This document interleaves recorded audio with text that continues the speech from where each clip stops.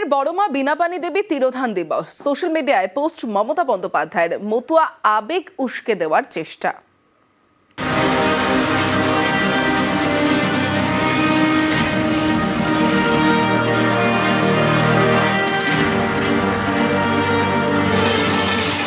মতুয়া সমাজের বড় মা বীণাপানি দেবী, তাঁর তিরোধান দিবসে বৃহস্পতিবার এক্সে পোস্ট মমতা বন্দ্যোপাধ্যায়ের, মতুয়া আবেগ উস্কে দেওয়ার চেষ্টা।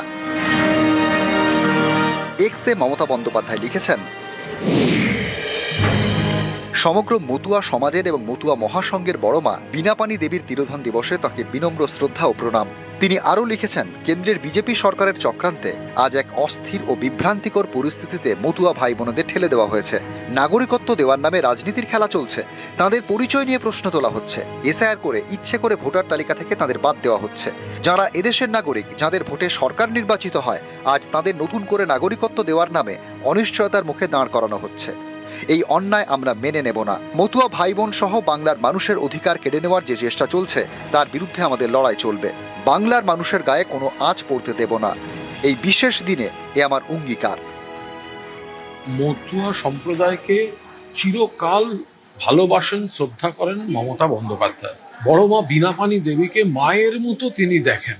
মতুয়াদের কিছু অংশ কিছুদিনের জন্য বিভ্রান্ত হয়ে বিজেপির কিছু জায়গায় তারা সেই জায়গায় তাদের সঙ্গে মেলামেশা বাড়ানোয় যে সমস্যাটা হয়েছে, আজকে গোটা মতুয়া সমাজ সেই অনিশ্চয়তার মধ্যে পড়ছে।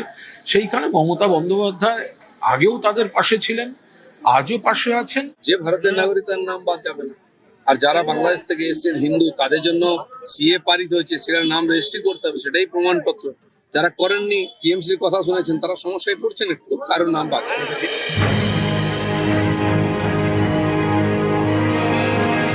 নিউজ 18 বাংলা।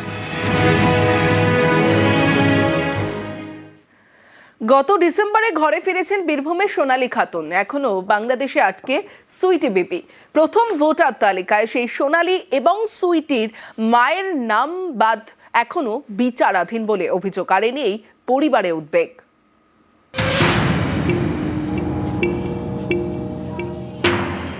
বীরভূমের পাইকর এখানকার বাসিন্দা সোনালী খাতুন, সুইটি বিবি দুজনেই কাজ করেন দিল্লিতে। অভিযোগ, বাংলাদেশি সন্দেহে গত বছরের জুন মাসে জোর করে পাঠিয়ে দেওয়া হয় বাংলাদেশে। এরপর ডিসেম্বরে ঘরে ফেরেন সোনালী। সুইটি এখনো বাংলাদেশে, সোনালীর স্বামীও বাংলাদেশে আটকে। সোনালী, সুইটি এই দুজনের পরিবারেই এখন আরেক চিন্তা। কারণ সোনালীর মা জ্যোৎস্না বিবি এবং সুইটির মা লাজিনা বিবির নাম বিচারাধীন বলে অভিযোগ। 2002 আমার মা ভোটও দিয়েছে, রেখেছে। এত সাল থেকে আমরা এত কোনো দিন হচ্ছিল না। এই প্যাটের জেলায় ছুটি বেড়েছে, এই ভোটের ছবিতে বারবার নোটিশ ঘুরিয়েছে। কেন না আমারও না ভোটের নামে উঠেনি। আমি বারবার যেতে চেষ্টা করছি, তো এখন হবে না। না, আমার স্বামীরও হয়নি। ভোটে সব জমা করে এলো, যত ডকুমেন্টস ছিল সব জমা করে এলো, তাও কেন বারবার নোটিশ আসবে। সুইটির মা লাজিনা বিবির শ্বশুরবাড়ি ঝাড়খণ্ডে। তিনি বীরভূমের ভোটার, কিন্তু অভিযোগ এবার তাঁর নাম বিচারাধীনের তালিকায়। সুইটির মায়ের কি নাম? লাজিনা বিবি। ওর নামও তো এখন বিচারাধীন এসেছে। ও তো এখানকারই বাসিন্দা, এখানে ভোট দেয়। বাড়ি বীরভূমে, কাজ করতে গিয়েছিলেন দিল্লিতে। অভিযোগ, সেখানে বাংলায় কথা বলায় বাংলাদেশি বলে সন্দেহ করে দিল্লি পুলিশ।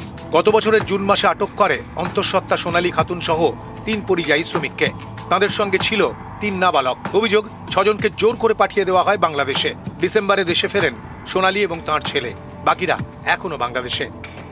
এ নিয়ে চিন্তা রয়েছে। এবার আরেক চিন্তা, সোনালী এবং সুইটির মায়ের নাম বিচারাধীন।